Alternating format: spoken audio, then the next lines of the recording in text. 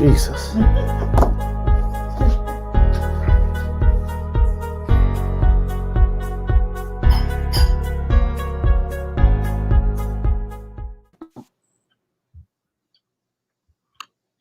Hey, good evening, everybody. God bless you. Thank you so much for joining with us. This is part 2 of the Pastors Forum, and we thank you for jumping on and joining with us. Why don't we go ahead and get started, and just so that we can keep this in gospel fashion. We'll just ask somebody to, one of you guys just lead us in prayer.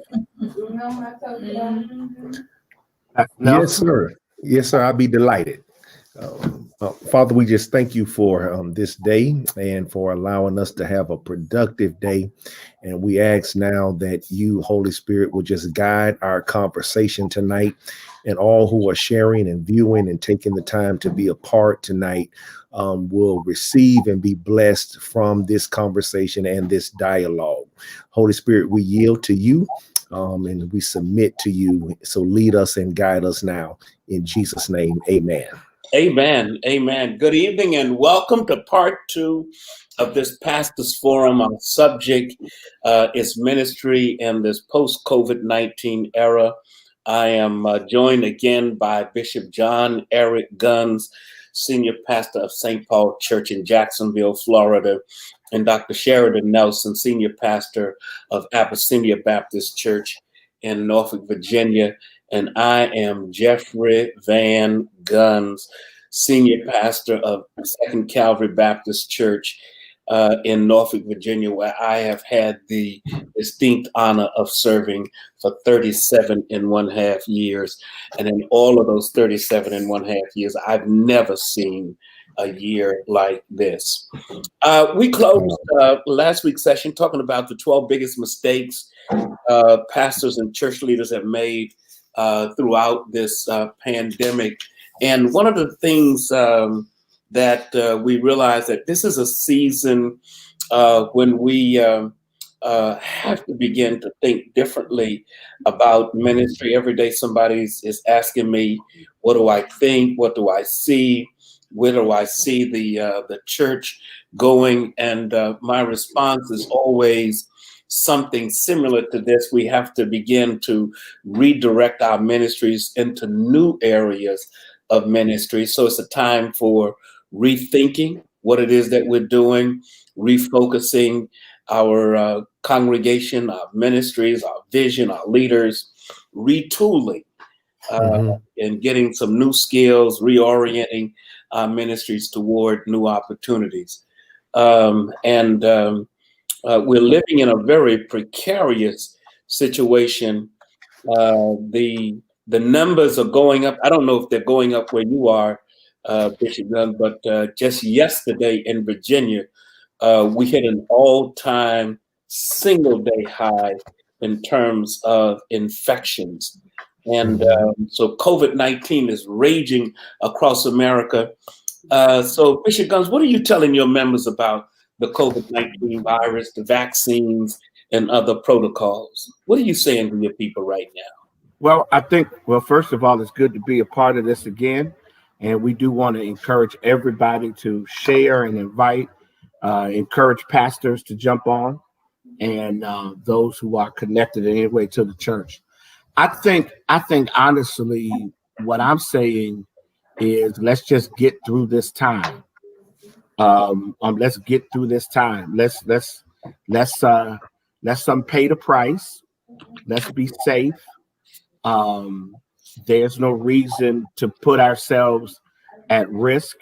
If we're smart and if we are prudent, we will be able to manage this.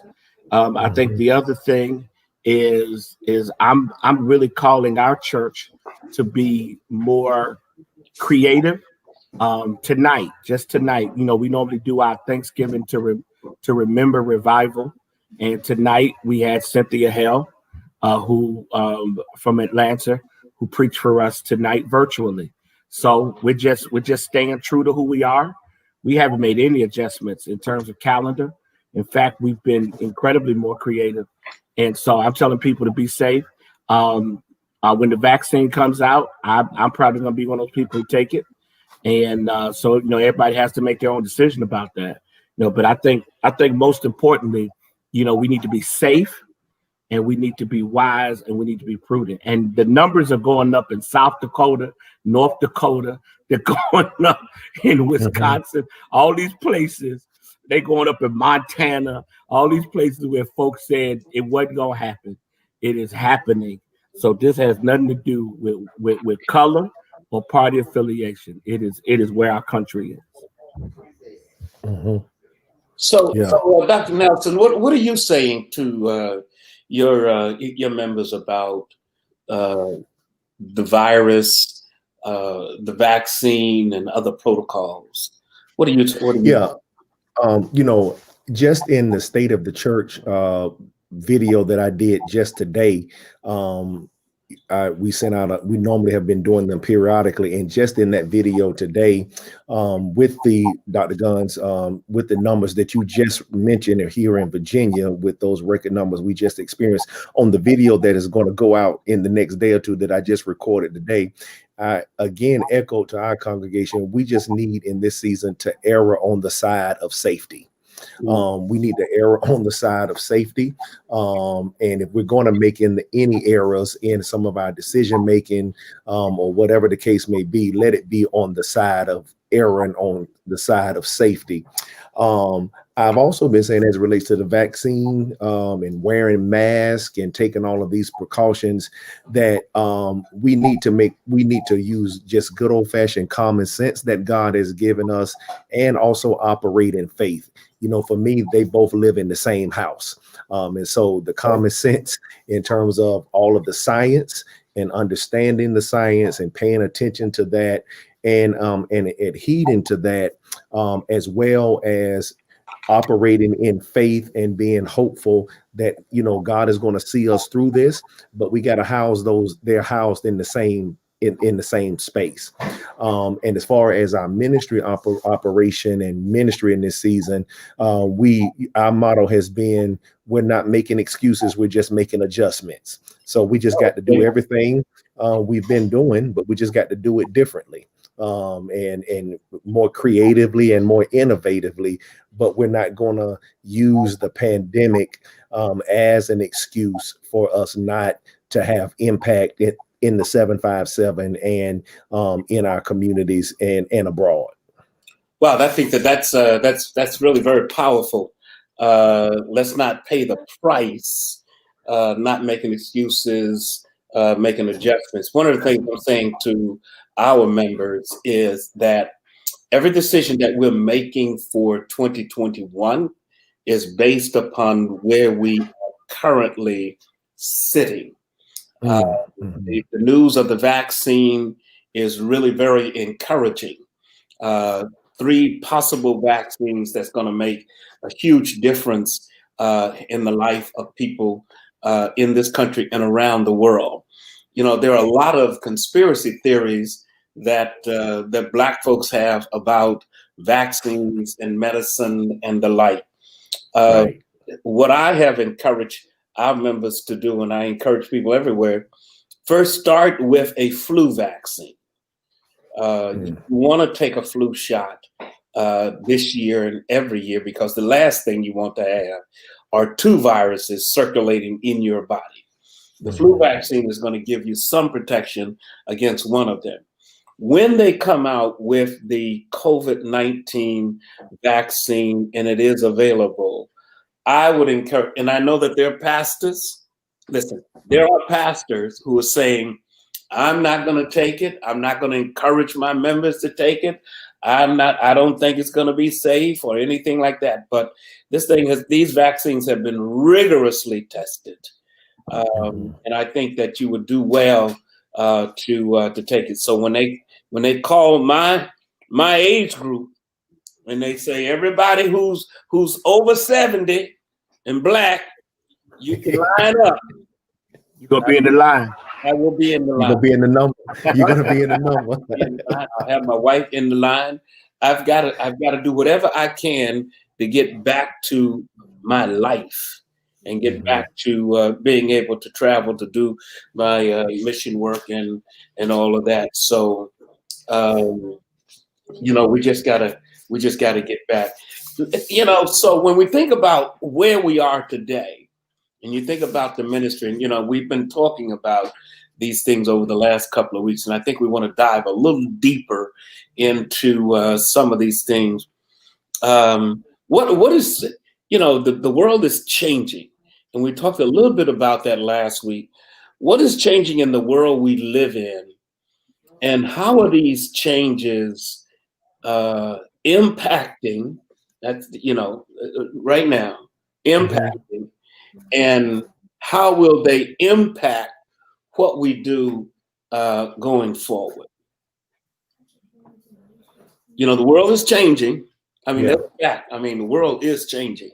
Absolutely. Absolutely. And so when you take a look at these changes that are going on, what are some of these changes that you see, and how will these changes impact how you do ministry now and then going forward?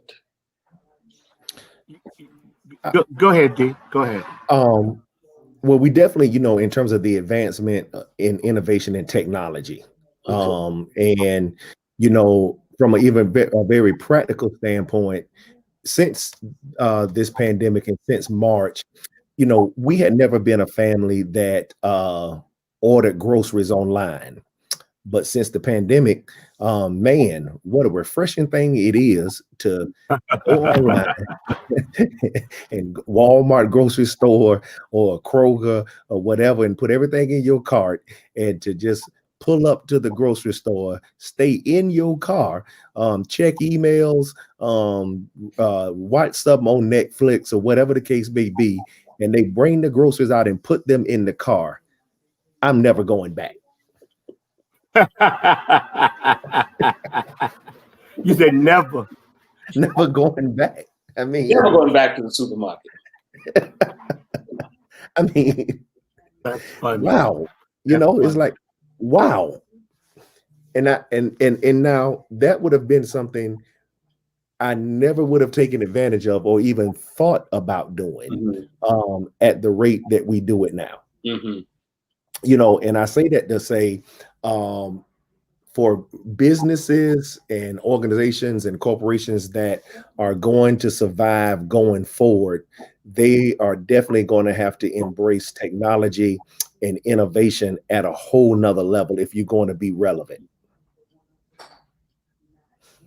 It's interesting, man. And I'm just kind of sitting there just thinking and scribbling.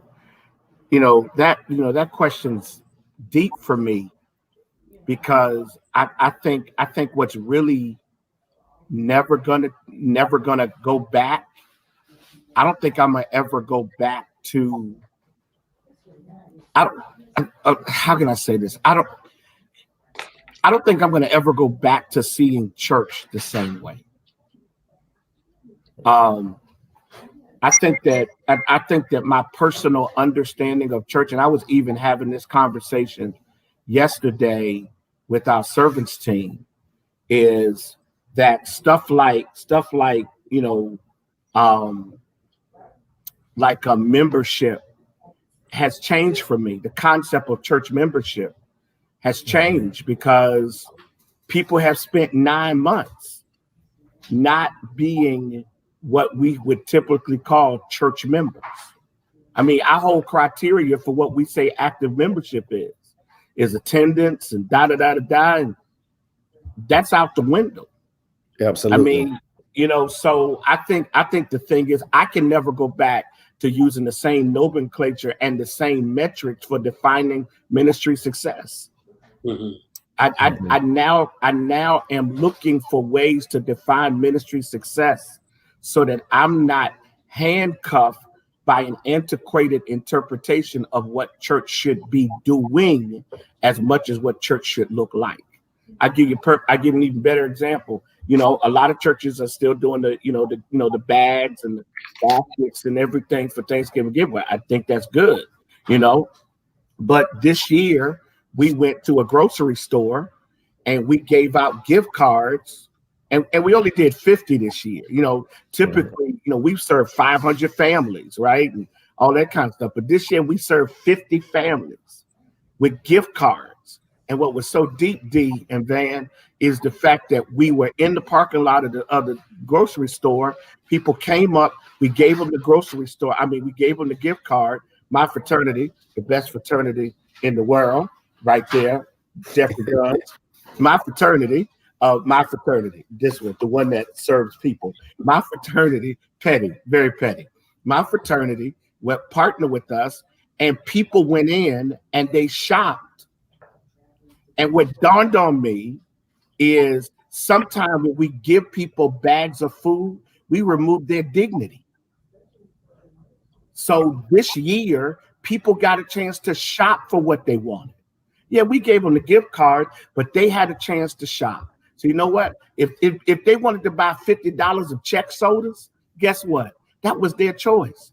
And so for me, I think the other piece is I'll never go back to doing Thanksgiving giveaway that way. Never, ever again. My goal now is to get 100, 200, 300 gift cards and let people go shop and feel empowered by the moment. And so I'm saying that there's just certain things I'll never go back to because it doesn't even fit how I understand ministry anymore. Yeah. Because truthfully, and I'll say this and then I'll be done by saying this. COVID-19 has snatched people's dignity. It's made people feel impotent. It's made Black preachers feel weakened and impotent. It made us say, I don't know what's going on. I don't know how to handle this. It's exposed how limited we are. And so now I think the church is going to have to spend time rebuilding the dignity of its leaders and of its congregants so that we feel empowered to move forward. So. I think that y'all have spoken well.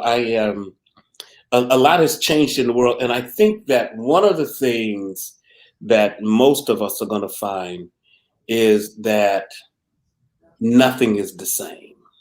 Sure. Let's just start right there. That the changes have been so dramatic that when people come back to the building, they're going to feel as though they're in a strange place, primarily because churches who are really focused on dealing with the pandemic have been putting into place protocols and other kinds of things that have changed the whole way in which the worship service is conducted.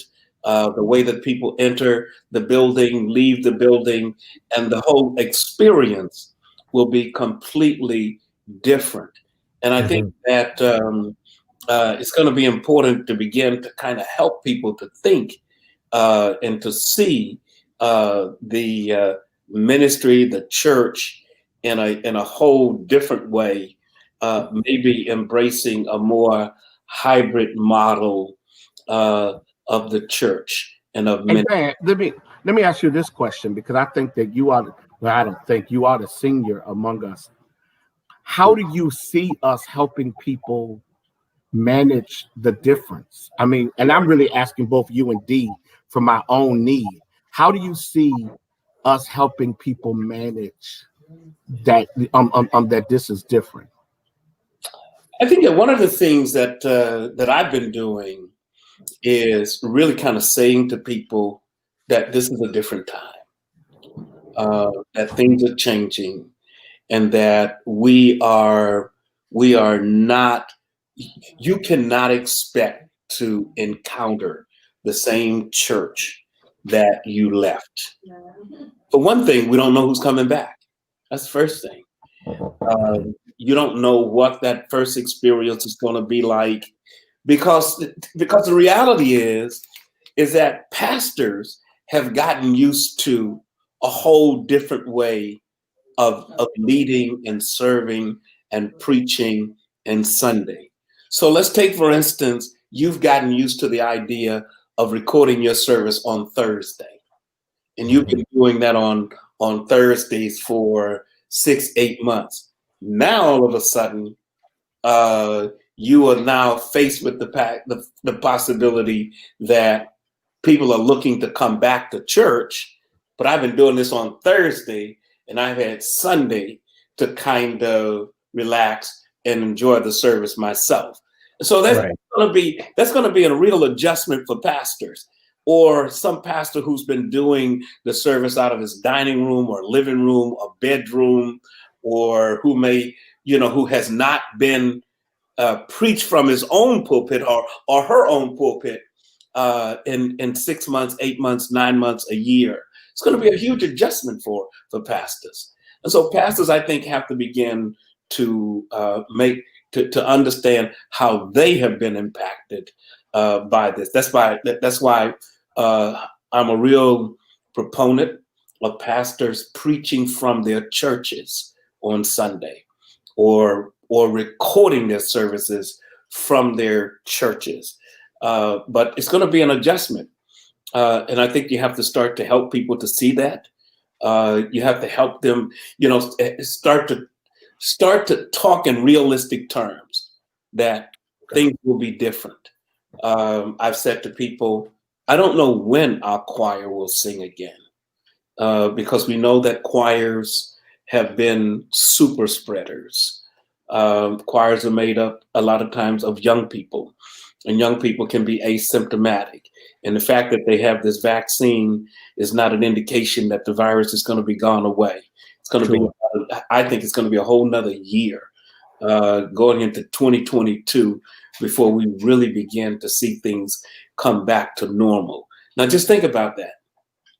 All this year, and then what may be most of next year.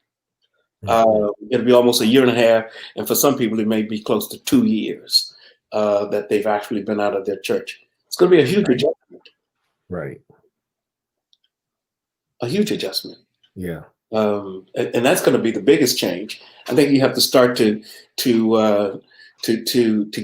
give members realistic expectations about, one, when we can go back. I was talking to a pastor today, and pastor said that they were going back on the 1st of December. And I said, really? And then the numbers went up, and the numbers went up, and the numbers went up. And so today he said, yeah, we're not going back until next year. I said, well, you have to make decisions for next year based upon what's happening today. What is going? I mean, because we're talking about New Year's Eve night. New Year's Eve. And not going back permanently, but just doing something. What does, I guess for both of you, what does going back look like?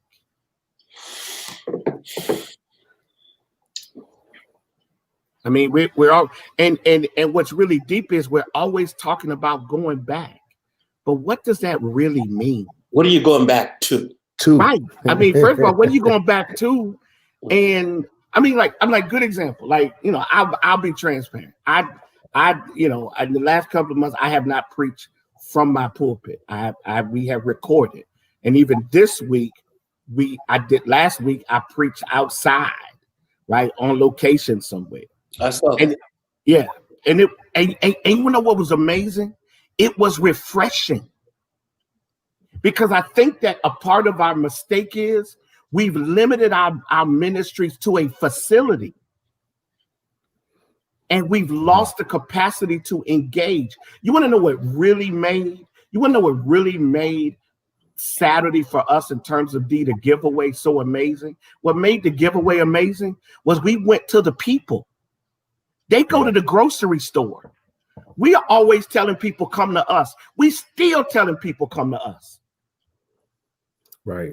But ministry should be the engagement. The genius of your ministry, Van, Dr. Guns, my big brother, all that. The genius of your mission, your global mission initiative, is that you go to them. You don't tell Africa come to you. And we're still in the business of trying to tell folk, if you need to come to us. When reality is maybe what God's really telling the church this is a perfect season for you to stop depending on these buildings. Yeah, and Bishop Guns, I think you're on it. I think if nothing more, one of the things that we've witnessed and seen and experienced is from March up until now, we have been able to, for some survive, for others beginning to thrive, and you're doing it without being in your building. And so I think, as we go forward, what you were saying, Dr. Guns, the world is going to be different. We know church is not going to be the same.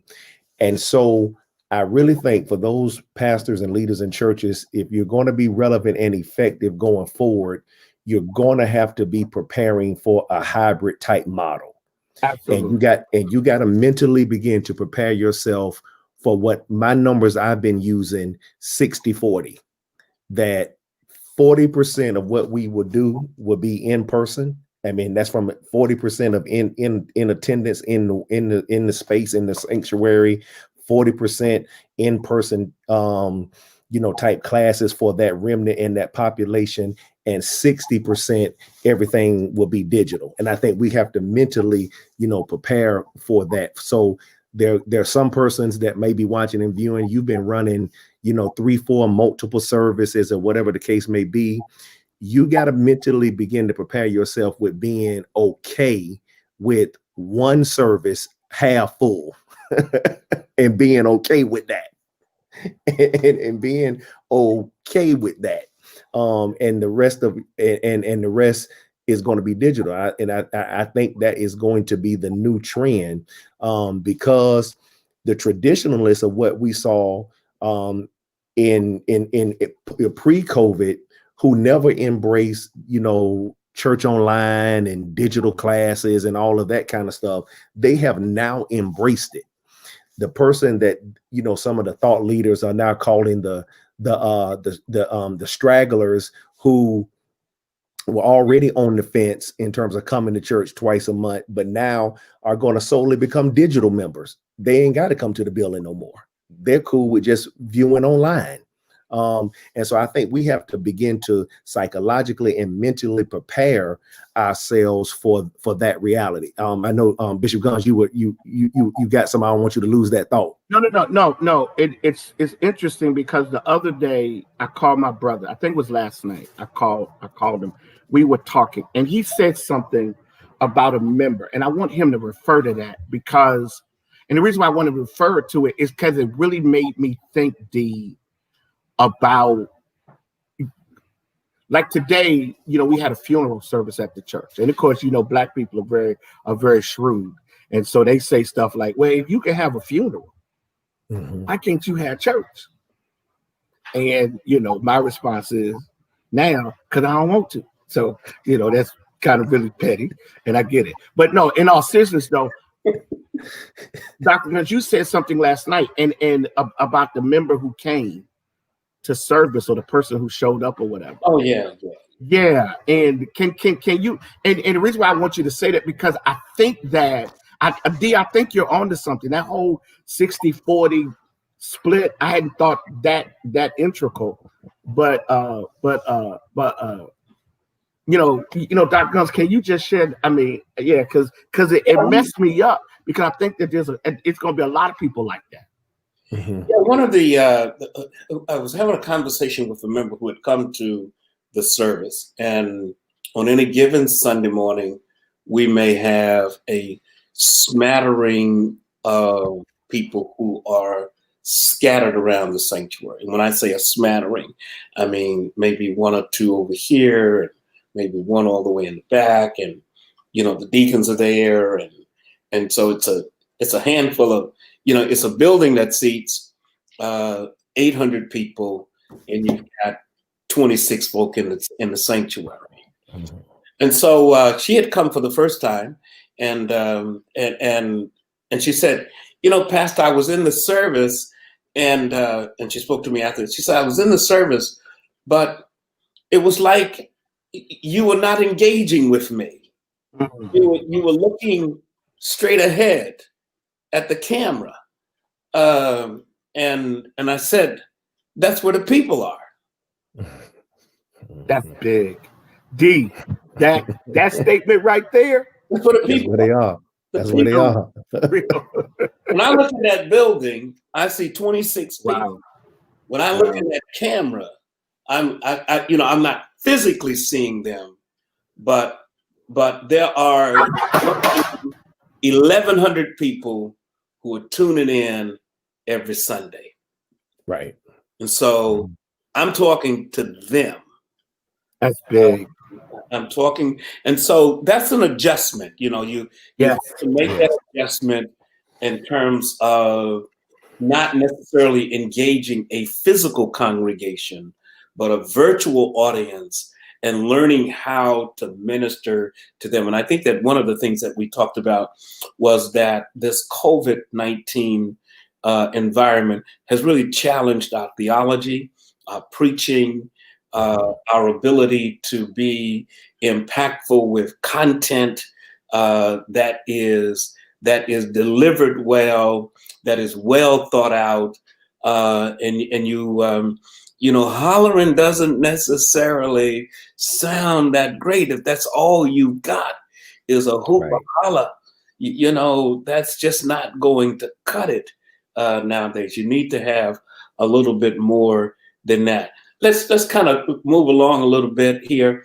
So in a world where people are drawn to a single model, one size fits all, should churches seek to go back to who they were, and we've been talking about this, or should we begin to look at ways to continue to evolve?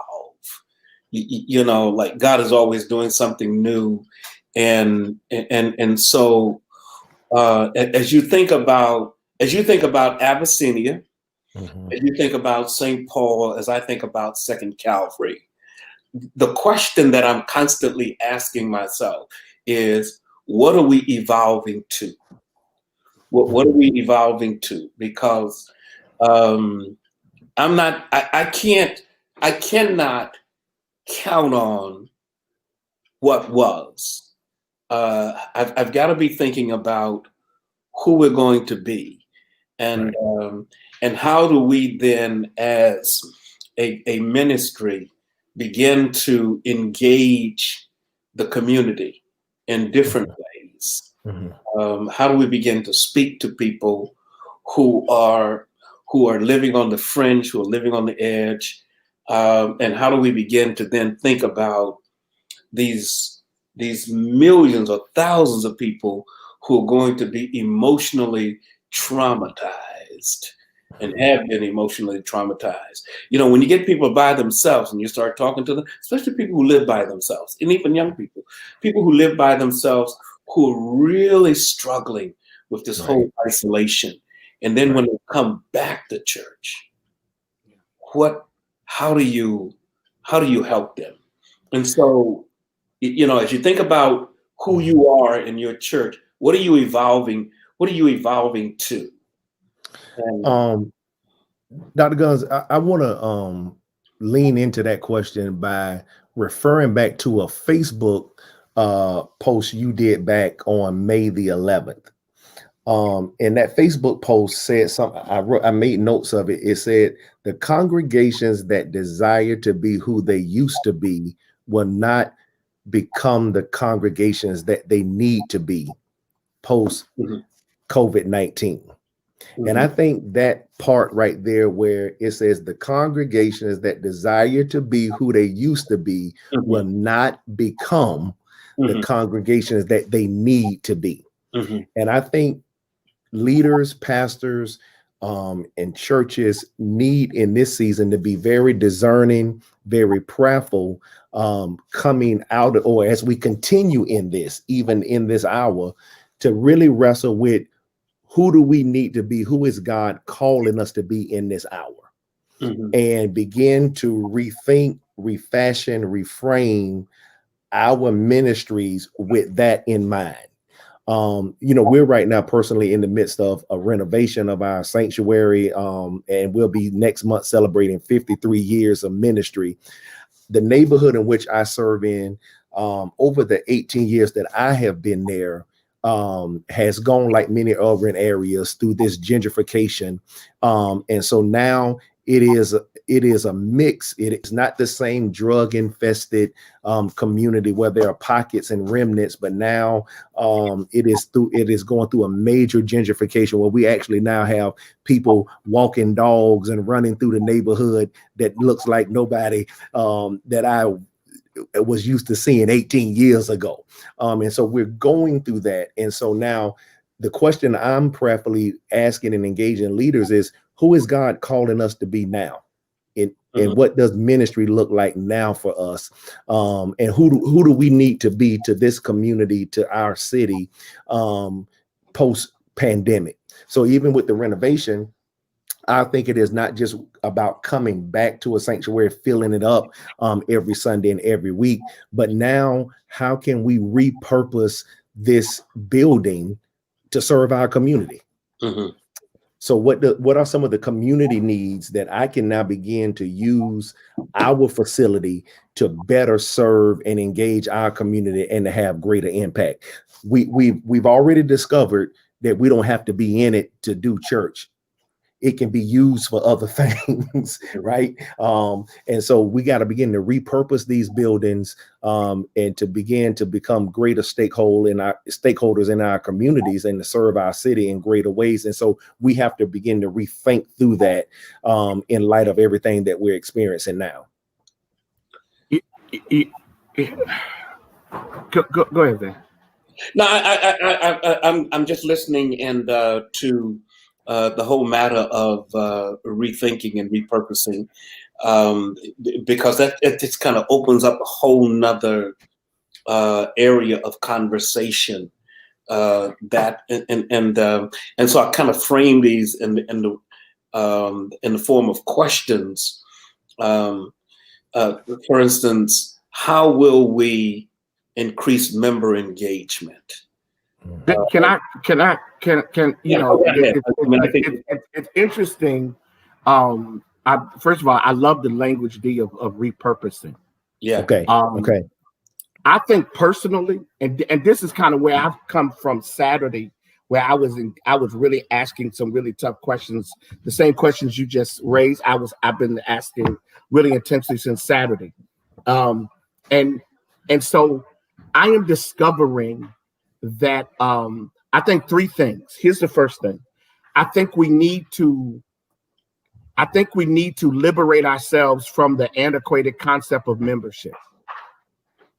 I don't think it's no longer about membership. I think it's about connection, engagement, and community. And even though that may seem like different nomenclature, I think that engagement will be measured in some way through how we manage the evolving scope of the virtual world. I think the second thing, Guns, before you go to the second thing, can you go back to the to the three things you just stated? Oh, and you said engagement, the engagement, community, and connection. I think that I like good example. What I saw you doing tonight, D, with that podcast, and I love the concept of the growth channel. Mm-hmm. I love that. And I think that what you did tonight changes the dynamic of what church is going to be messaging. Okay. And so I think the second thing is, in a very real way, I think collaboration and partnership has to become foundational. We need to finance ministry through partnerships as much as through tithe and offering. I'll give you a perfect example. Mm-hmm. We did our drive up service, and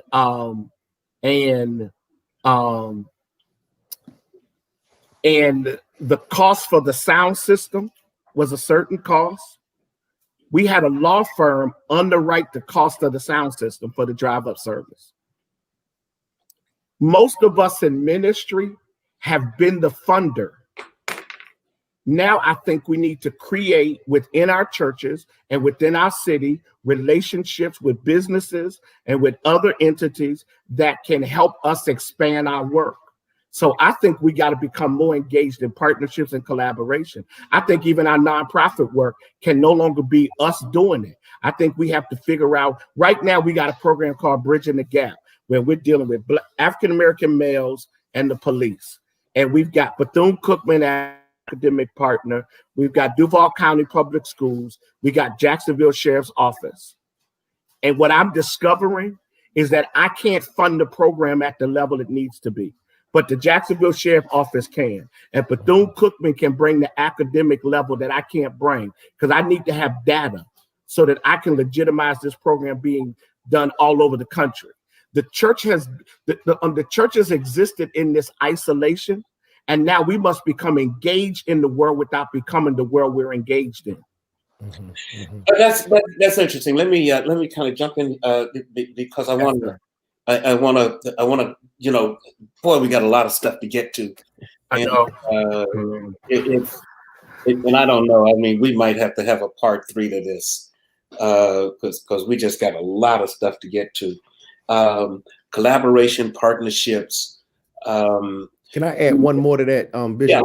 Yeah, I love the collaboration and partnership, and I totally agree with you.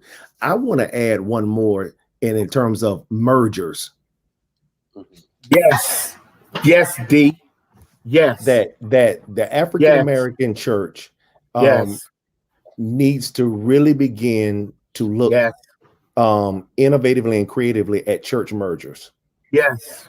It has worked well in other contexts and with other ethnicities, but it is a taboo dynamic in the African American church. Yeah, our egos are too big. Our egos are too big, and I'm not going to give up. Well, here's what's deep. It ain't got nothing to do with giving up control.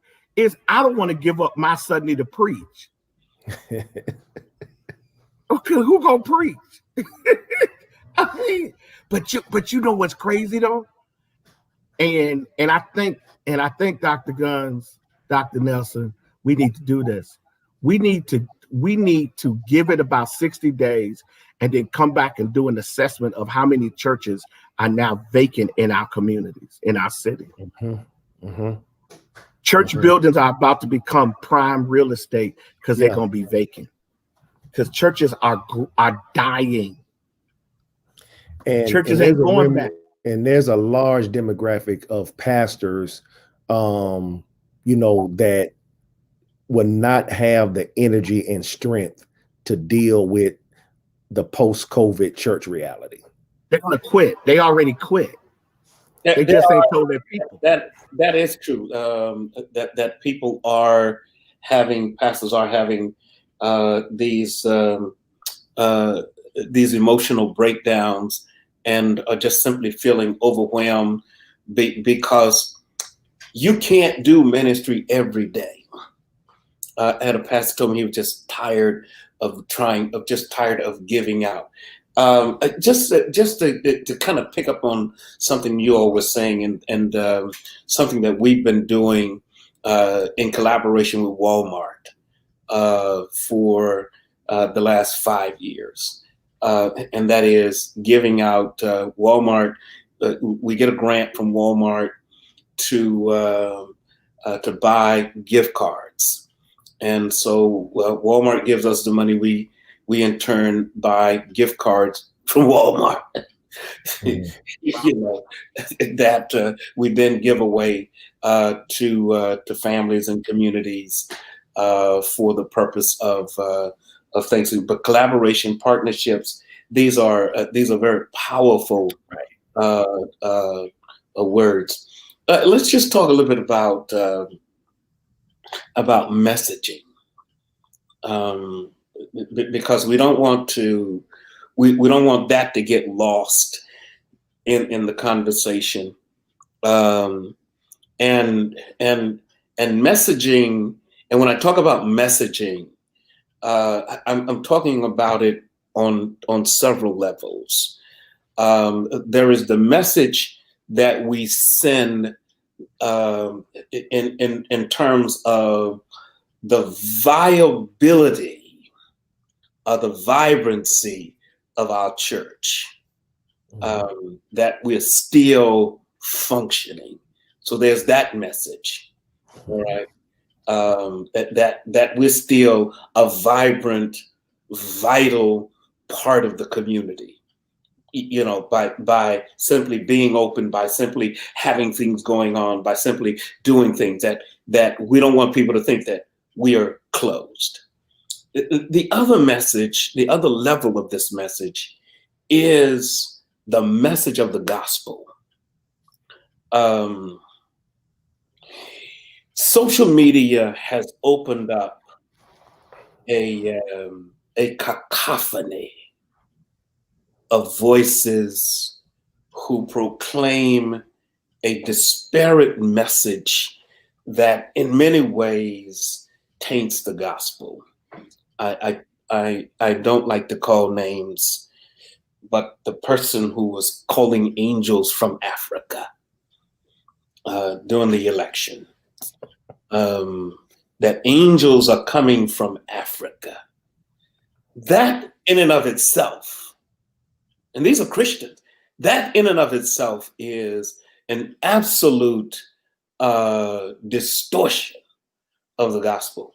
And that we have got to find a way to make sure that the sincere message of the gospel, or this message that social justice is a distortion of the biblical teaching about justice and righteousness. You know, these voices out here that are really very strong, and so we've got to figure out. We've got to, you know, so a part of this, and this is where our use of technology, the capacity to maximize social media connections, engagement, and all of the things that we do has got to be geared towards ensuring that the true message of the gospel is being presented. What do you think about that? So that the message doesn't get lost in all of this, Let me tell you what's really interesting about that. What's interesting is that we have made them stars.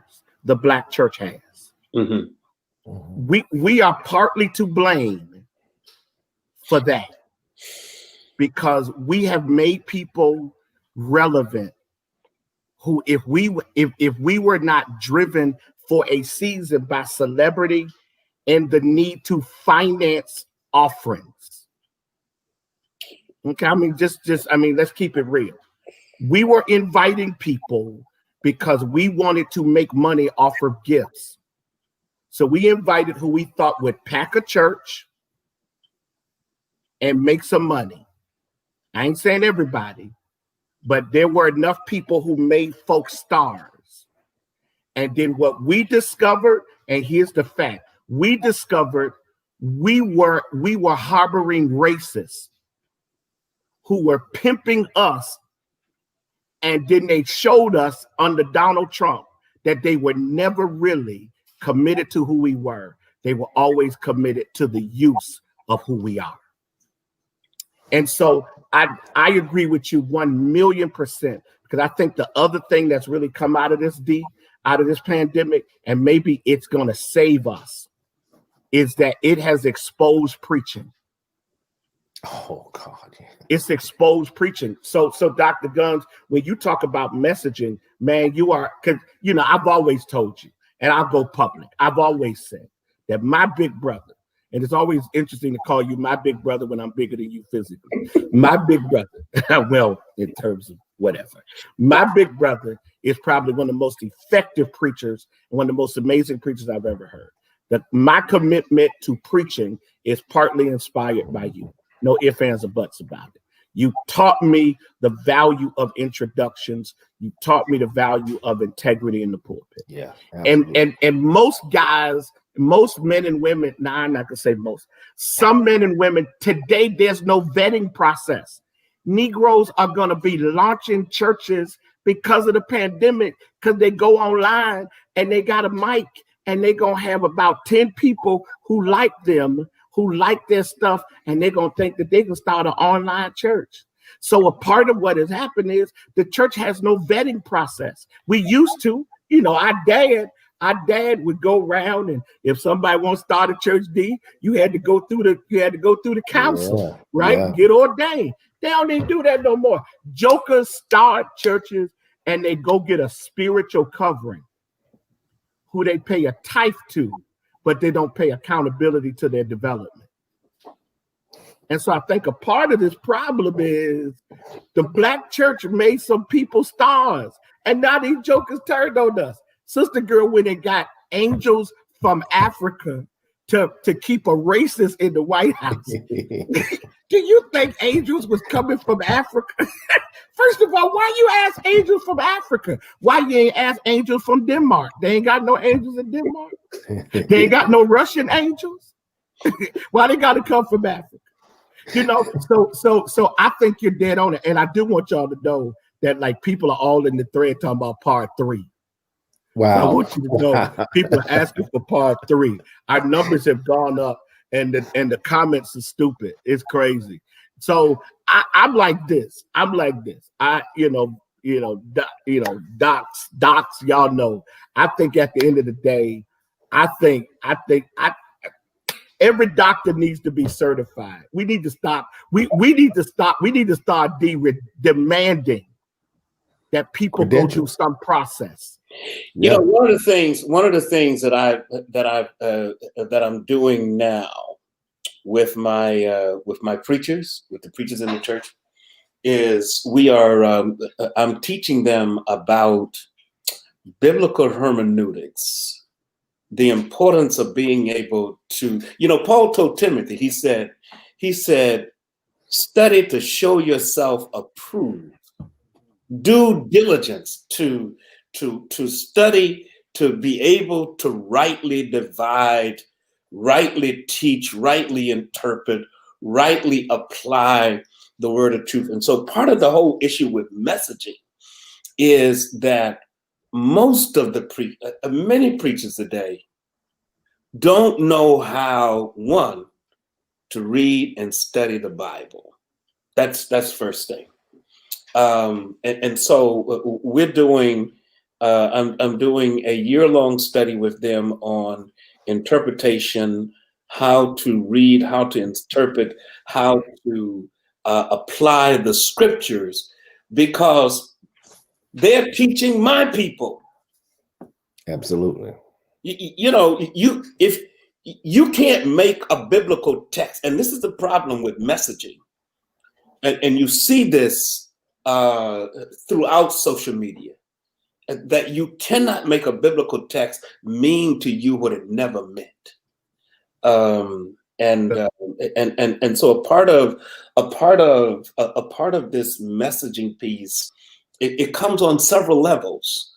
And I don't want you to miss this. I don't want people to miss this, that the message you send, because you are trapped in your living room, is the message that your church is not viable, that you are not vibrant. If you have nothing going on, there are churches that have absolutely nothing going on except a phone call. It's not a vibrant ministry. You're not engaged. You're not surviving. You're not even thriving. You don't know what you're going to come back to. Sure. And so being the church, let's just kind of, I want to make a quick shift here, because we're going to run out of time.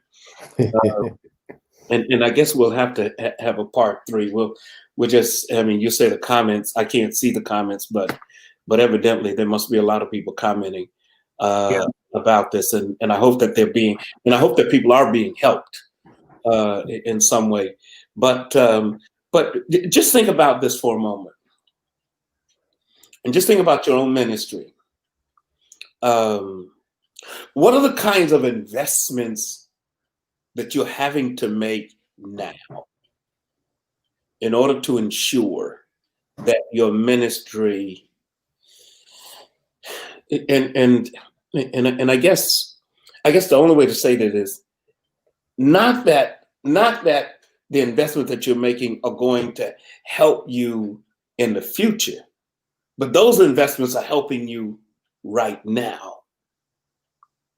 All right. Because you don't know what you're going to have to do in the future. Right. What are those investments? What kind of investments are you having to make? Financial investments that you're having to make in your ministry in order to move to level 2 ministry. And I think of level 2, and when I say level 2, sometimes you hear people say we're going to the next level. So I always ask them, what is the next level? What is the next level for you? And then how will you know that you're at the next level? If you don't know what it is. So what is it, what are you having to do in order to, what kind of investments, financial investments are you having to make? Now, to answer, dive into that question, one of the things that I, had to help my leaders understand and appreciate is what we have available to us in the Western world that we live in this century that we live in, and how we must take advantage of that for the advancement of the gospel. Similar to what we see in Acts, we often refer to it when we're talking about salvation, and we have coined it as the Roman road when we're talking solely about the steps that lead to salvation. But there's a whole nother dimension that we never appreciate and fully understand, that if it hadn't been for the infrastructure and engineering in Rome of the development of their road system, it was that led to, and they were able to use to advance the gospel in that context. It was the Roman road. It was the Roman engineering and the road systems that allowed the apostles to travel, Paul and all of those, and it led to the advancements of the gospel. You better stop. The new infrastructure and the Roman road that we have at our disposal now is the airways, the technology, and the streams. That is our present day Roman road system. That's good. And if we don't tap in and use it like they did for the advancement of the gospel, then we will have underserved the kingdom and been poor stewards in our time. Now, that raises a very important huge question. And I would, because I know Bishop John Eric Guns really has a lot to say about this. If you're not investing in your ministry, if you're not investing, and to say nothing of the people, but putting money into the kind of infrastructure that you're going to need in order to move forward. And this gets back to something that you said, Bishop John A. Guns. How are you going to create community? How are you going to create engagement? How are you going to create connection if you don't have the infrastructure? So you've got to have infrastructure. You've got to have the capacity to do these things. And that analogy with the Romans who built these roads is really very true, because that's how the gospel was spread. Exactly. They were able to utilize these roads. And I've had an opportunity to actually walk on ancient Roman roads. And these roads, listen, these roads, there are places in Turkey. I got a picture of me standing on a Roman road. These roads were so well built, they're still in place today. It still exists. These Roman roads.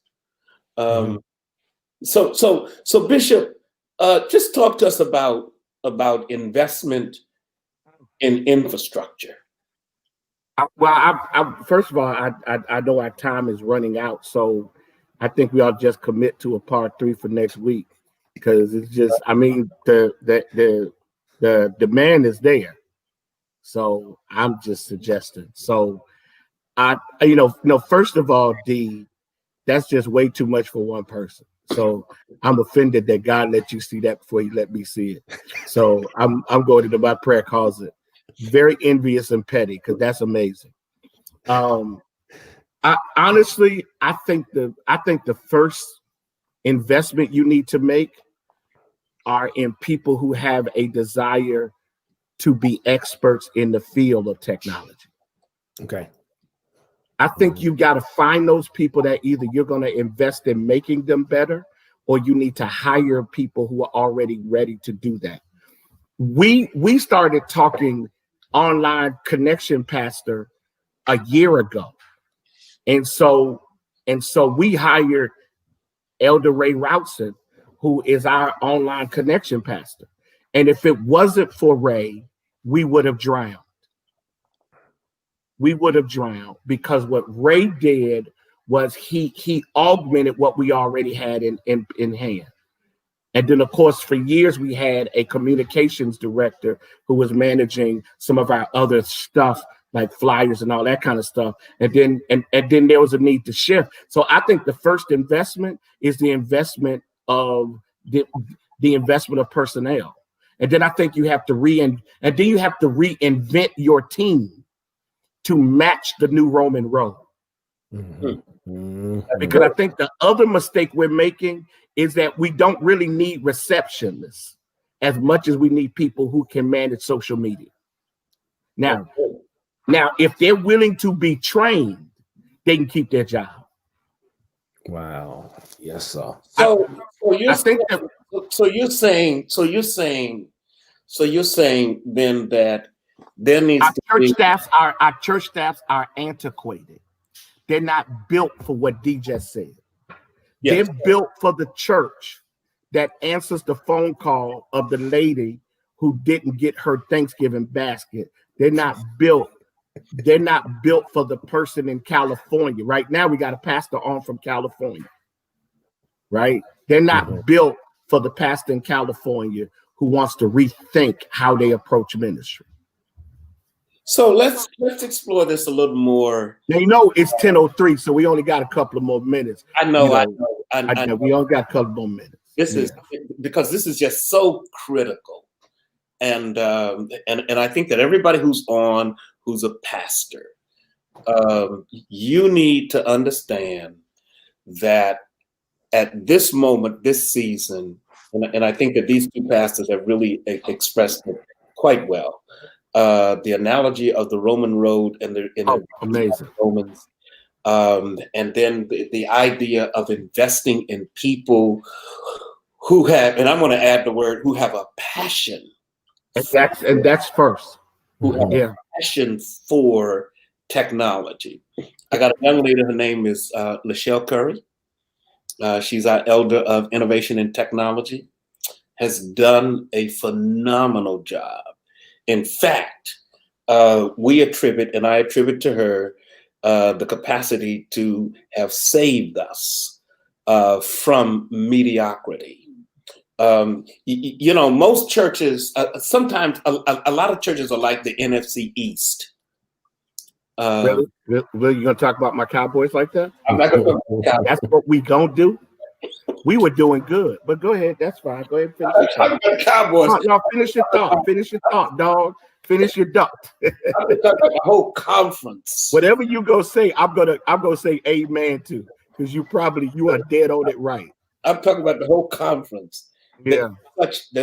All of the teams are bad. There's just mediocrity.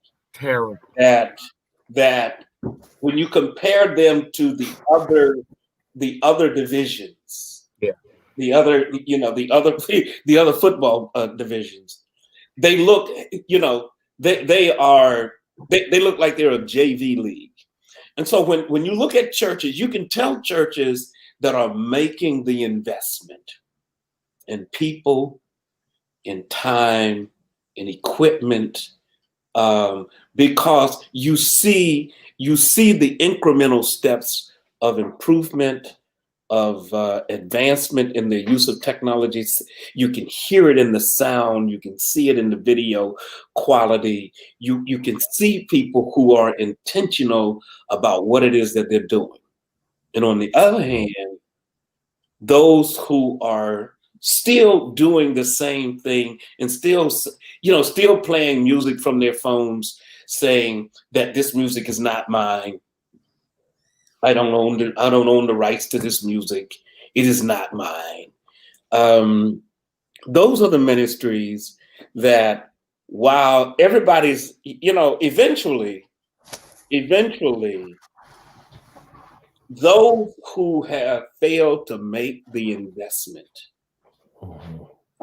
those ministries eventually are going to start to fade. And I'll say this just kind of as an aside to that. Yeah. One of the things that I give my servants team credit for, I give my staff, we call them service team. I changed the nomenclature from staff to servants team. The thing that I am so proud of them is that they were willing to reinvent themselves in COVID-19 to the point that they changed how I understand the work that we need to do. God gave us Ray Routson, but I saw Sharon and Scott and Amanda and BJ and Vita and my wife totally shift in the way they understand everything. And I think that a part of the challenge for us is that I thought it was intriguing that Dee talked about the conversation he had with his leaders. Because I think ultimately, if the people around you are not open to readjusting, our board of directors had to shift mindset.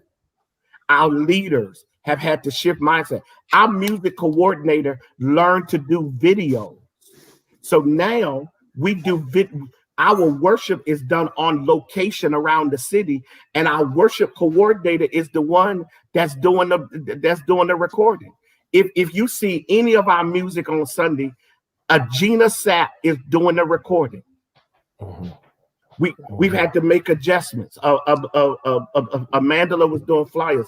Now she's doing video flyers. We're changing our approach to what we do. And so I think the first thing is, if the people around you are not changeable, then they're going to drown you in vision. Wow. So this is just great conversation, and I guess we gotta go because we gotta come back next week. Yeah, we're doing next week. I want to kind of do three things, and then Dr. Nelson's going to close us with prayer. And we really want to thank everybody for joining with this conversation. It's been amazing. This is the Pastors Forum. Yes. We're here on Tuesday night at 9:00. That sounds like we're coming back next week. Yeah, we'll be back next week. Just talking about things that are relevant for ministry in this post-COVID age. I got three principles or three bullets I want to just leave with folks that I think that they may find helpful. The first is you accept. You have to accept the new reality of a new ministry context. So you got to accept that. Sometimes you hear people say, the doctor said I got cancer, but I ain't claiming it. You ain't got to claim it. It's gonna claim you. You don't have to do anything about it. It's gonna claim you. So accept this new ministry context. Number two, look for ways to make the ministry accessible to a larger and a wider audience. And those are some things that we're going to talk about in the coming days. You got to look for ways that you can expand. If you're waiting to talk to the same 15 people, you're not doing yourself any good. And then number three, don't be afraid to venture into new arenas, try new things. and don't be afraid to change, to become the church that the Lord wants you to be going forward. We really have enjoyed. It looks like Bishop Guns had to go someplace. Oh, he's back. Oh, there you are. Can I do this real quick and just and just kind of do a shameless commercial? Yeah. On December 5th, for every pastor and leader, I'm partnering with Bishop Brian Moore and Bishop Hezekiah Walker to do something on Summit 2020 is what we're calling it. Where do we go from here? And Dr. Nelson and Dr. Guns are going to be on December 5th doing this conversation on mistakes, consequences, and corrections is what we're calling it. And they're going to be on. It's a free Zoom platform opportunity. It's free. You just get on and anybody can get on. And we kind of did it for our pastors of our fellowships and our network. But we're opening up to pastors all over the country. We have 1,000 free slots on Zoom. We have 1,000 slots on Zoom. And in September, I did something, and I think Dr. Guns registered his staff. We did some for a virtual staff retreat, and we had about 600 people came on. Had about 600 people who came on, and so we're doing this again. We're doing it a little differently. It's for pastors and leaders. It's virtual. It's free, and that's the other piece. A lot of these trainings will no longer be in person. It just doesn't make sense to spend $1,000 to go to an event when, truthfully, now someone can charge you $100 and you can bring your team on and benefit. So we want to encourage you to do this. I've asked my brother now. I meant to ask D, but I think this conversation. Thank you, Ray. See that's the key of having excellent people. Excellent people can hear your heart and immediately respond. So there it is, and so we want to encourage that. And Dr. Guns, thank you. He was the visionary for this, for us too. I mean, he chose D, A, and me, and and so he's really been the catalyst for this. And both of y'all are amazing. D, Roman Road is like stupid. You need to write that. That's innovative. You need to write that. And I will say this: one of the things that we've got to stop doing is having major conversations and then not putting in writing. My brother's always pushed me to write, and so you need to write that, D, because that's groundbreaking. In this season, people need to rethink the Roman Road. That's amazing. Thank you so much. That's amazing. This has been absolutely fantastic. I've got some members waiting on me that I need to get to, and I know that all of us do. Thank everyone in the audience, everyone who tuned in. Join us next Tuesday, 9:00. This was supposed to be the last night, but next Tuesday, 9:00, we'll see where we go from there. Come with, just invite people that you know. Tell all the pastors, tell everybody that you know, your church leaders, have them join us so that we can share. And this is coming from Black folks. I don't need to say anything else. And that's huge. And that's huge all by itself. Yeah. That's huge all by itself. I believe that the white evangelical church has lost so much traction until the redemptive transformational movement in this country is going to be driven by the Black pulpit. Wow. It always has been. It always has been. But I think more than ever before, the African-American pulpit is going to become the driving force. And you're right, it always has been. Ray, can you just put that flyer up real quick one more time? Okay, so because somebody wanted to get the information. So, all right. Thanks, Ray. Hey, Dr. Nelson. Yes, sir. Will you close us? Sure. God, we just thank you for all that has been shared, and we thank you for all who have joined us tonight, and for those who will even view this in the weeks and the days to come, as we enter and turn our attention over the next several days towards Thanksgiving. We have so much to be thankful and grateful for, God, your faithfulness and all of the provisions that you have made for us. And we will enter into this week with thanksgiving, and we will enter into your courts with praise. Father, I thank you for these awesome men of God and for their leadership and for the investments that they both have made into the kingdom and into so many. I pray that you would now refresh them afresh, God. And I thank you for every pastor, for every church leader, every lay person who is sharing with us tonight. Bless our homes, bless our families, and bless us in the days and the weeks to come. In Jesus' name, amen. Amen. Oh, it's been a real pleasure. You guys have a great Thanksgiving. And yes, sir. You too. I'll talk to you. Good night. God bless you. Good night, everybody.